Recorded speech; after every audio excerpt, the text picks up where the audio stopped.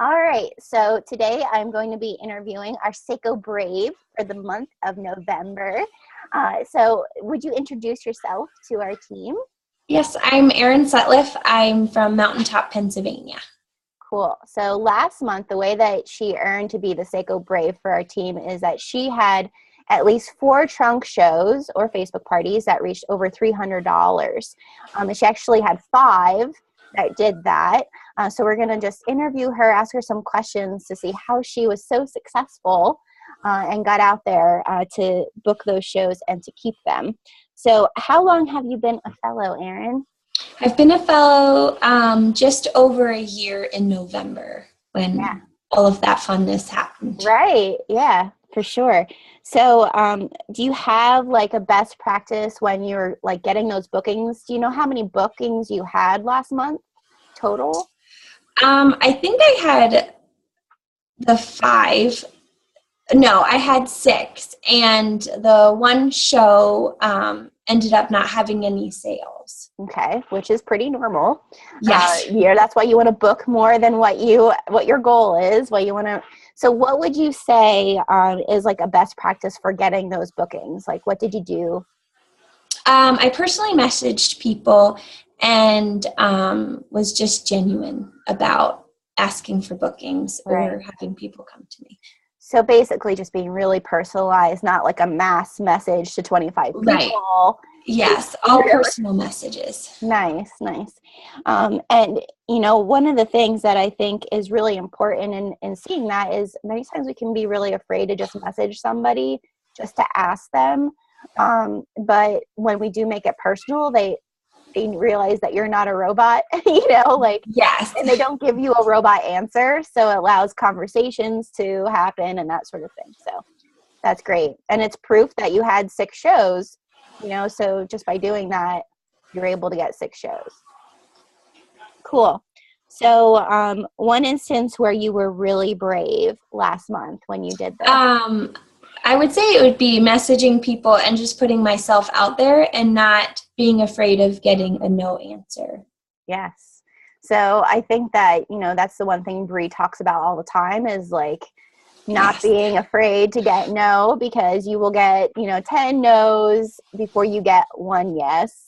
And that's part of sales, but it is intimidating and kind of like an ego killer when every person you message says no, sorry, no. But eventually you do get that yes. So I would say, do you have a figure about how many, like, can you think in your head, did you get a lot of no's when you were messaging people? I feel like for the month of November, I didn't. I had people reach out to me that were prior hostesses asking to have one because people, they had friends that already wanted to buy. And then by having a party, it helped them gain some rewards, but then we reached new people too. That's awesome. I would say probably a lot of that is being really consistent up to the holiday season.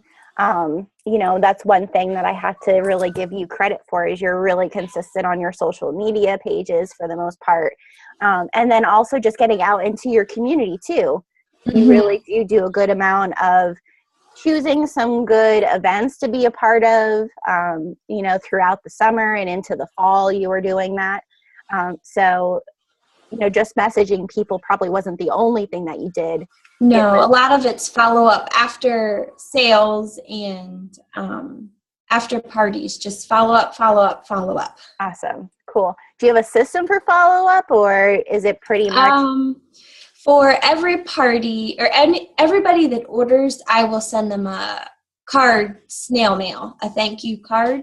And then for everybody that like prior hostesses, I will also send a card saying thank you for hostessing and thank you for just being part of the Sseko story. That's awesome. I think that is a credit to a lot of it, so that when you are personally messaging these people, they've already had some personal contact with you in a form. So that is totally being brave and putting yourself out there and investing yourself in those people, which people are willing to invest in those who invest in them. for a lot, so that's awesome. Is there any advice you give to someone about keeping bookings or to get their shows to that $300 mark? I feel like I don't. I feel like just being consistent on follow-ups, and like when your hostess says that she wants to have a party, just being in contact with her the whole time, helping her figure out who she can invite, who she shouldn't invite, or how many people to invite and not how many people not to invite. Right.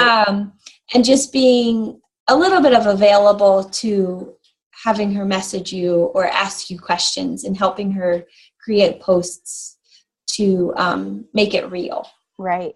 Do you have a specific hostess plan that you okay, I'm going to message my hostess every day, or I'm going to reach out to her at this point, or do you do a packet in the beginning?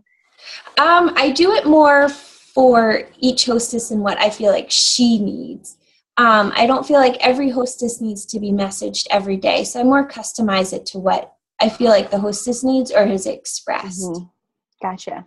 So just being available and present to the way that the hostess individually needs, kind of making it very customized to each person. Right. So every home trunk show, I will send them a packet of catalogs, and then at least 10 to 15 personal invitations that she will then mail out, that has all of the information of when the party is, but then little cards that have our website, and then information on how to put it under that hostess so that she'll get credit.